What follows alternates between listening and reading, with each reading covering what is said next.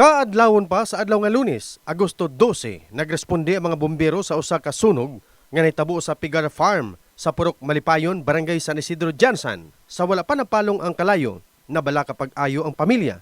Gumikan wala nakagawas ang magtiayon nga silang Aurora, 80 anyos, o David Damaso, 76 anyos.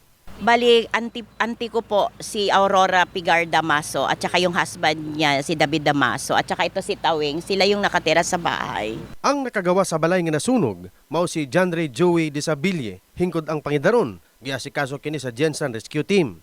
Saysay sa mga silingan, nga alas 3 sa kadlawon, nakapatabang pa ang tagbalay, apan pakyas sila nga makasulod sa balay. Tayo naman tawag mi sa akong pinsan nga si Tawing. Walay gatubag, tawing niya. Tawd ni kawas si Tawing niya. Si nanay na pud ang nitubag, gipangitan niya si mismo si Tawing. Buhi pa niya, try na mag-rescue. Lock mo pud ang mga pintuan, sir. Okay. Ang dalawa ka tiguang sir, conservative kay na silang balay. Tawd na sila gagawas, gapang lock og kuan, gapang ibot og charger ana kay. Dagan mi dito resiyo namo niya pag ano nako sakit nakalak pa siya og wire, apat pa kababad ang wire.